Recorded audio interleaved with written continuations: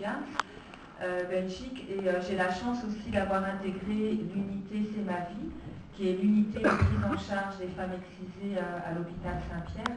Donc par rapport à pourquoi les femmes ont des césariennes, c'est surtout dans le cadre des femmes qui ont été infibulées, c'est-à-dire non seulement elles ont eu le clitoris et les petites lèvres coupées, mais en plus les grandes lèvres ont été cousues.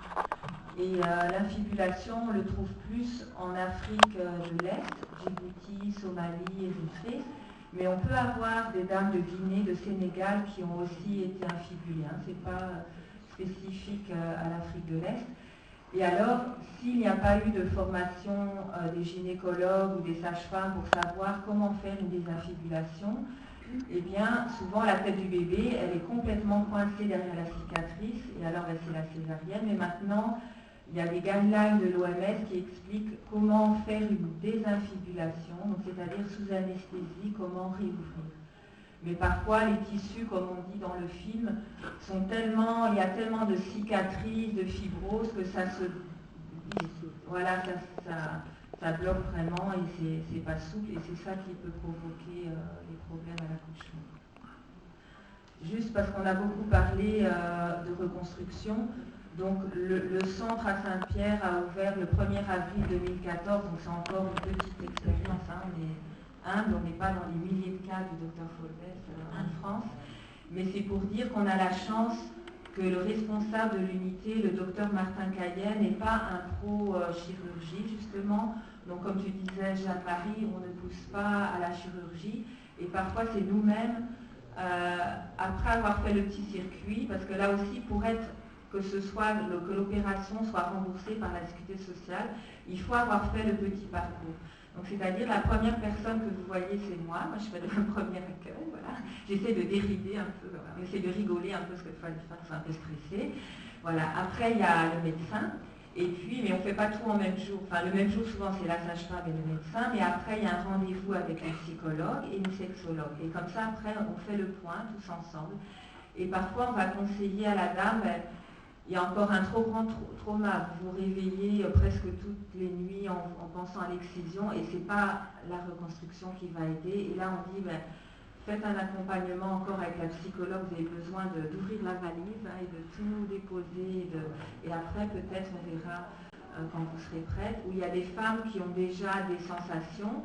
Et en fait, une femme qui sent déjà des choses et qui dit, est-ce que ce serait mieux avec un clitoris? Là encore, on dit, c'est peut-être pas, et peut-être qu'avec la sexologue qui peut expliquer certaines postures, comment se détendre et tout ça, bien, on peut arriver à mieux, mais sans la chirurgie, parce que la chirurgie, à chaque fois, entraîne des cicatrices et peut-être des fibroses et des douleurs.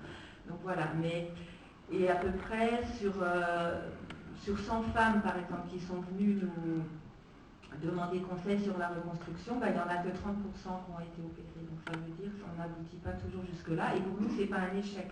Une femme qui se sent mieux après avoir vu la psychologue ou la sexologue, c'est une réussite. Il ne faut pas voir que parce qu'on ne va pas jusqu'à la chirurgie. Et voilà, donc c'est comme disait Jeanne-Marie, par rapport à la France, peut-être la différence, c'est que la Belgique a voulu que ce soit dans 2 centres agréés pour éviter que des chirurgiens plastiques justement se limite à faire un peu de business en opérant, mais sans faire toute cette prise en charge.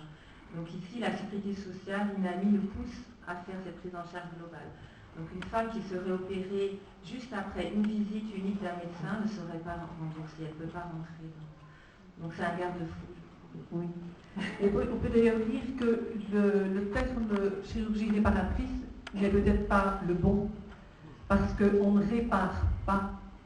Ce n'est pas quelque chose qui se répare, on ne revient pas à une situation antérieure comme on répare un préféré. C'est vraiment, ça doit s'inscrire dans la vie de la femme, dans son chemin, et donc on est plutôt vers, employer le terme chirurgie plastique qui aide sur ce chemin, mais on ne répare pas.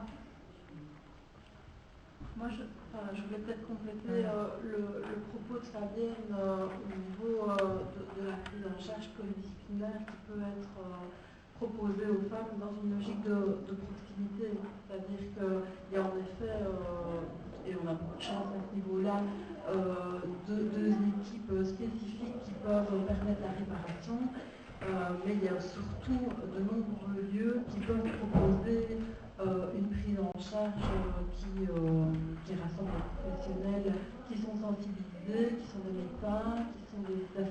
sociaux, qui sont des psychologues, des sexologues, à proximité de chacun. Et donc je pense que ça c'est important aussi, la réparation chirurgicale étant peut-être un chemin qui aboutit parfois un peu tardivement. En fait, voilà. Donc là je pense qu'on peut vous donner des coordonnées il y a des possibilités qui sont accessibles soit par internet, soit ici à notre contact. Il y a des flyers sur la table. Voilà, il y a des flyers sur la table. Mais on pourrait peut-être aborder l'aspect que pouvons-nous faire, nous, en Belgique. Puisque, comme je vous l'ai dit tout à l'heure, on est quand même confronté à une population potentiellement excisée ou en risque de l'être, qui a à peu près doublé. Il y a eu une évaluation en 2012, l'évaluation précédente était en 2008. Cette population a quand même doublé.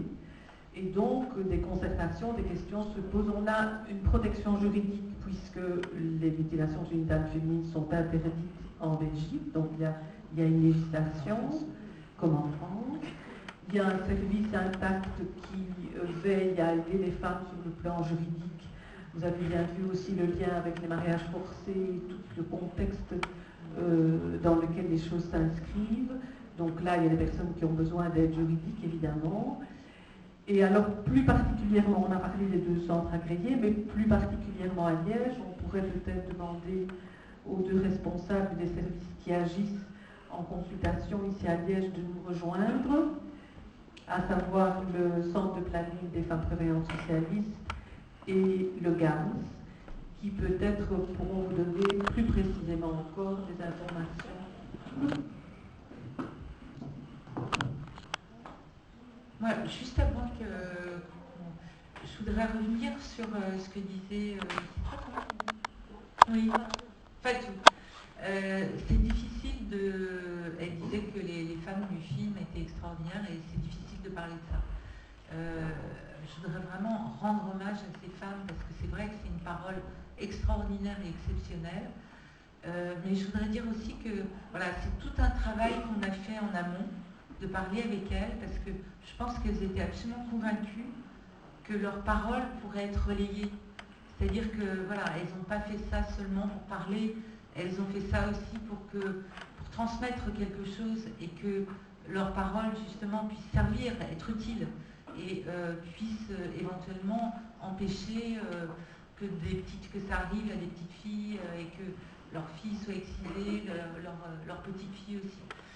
Et je pense que c'est très important le fait qu'elles soient, voilà, elles sont plus des victimes, c'est ce que je disais tout à l'heure, et elles se sentent plus comme des victimes parce que justement elles ont réussi à dire, sont des combattantes quelque part, même si ce sont des femmes extrêmement modestes et elles ne sont pas, voilà, ni présidentes ni responsables de quoi que ce soit, elles sont chacune dans son domaine, mais ce sont des femmes à la fois révoltées mais des combattantes.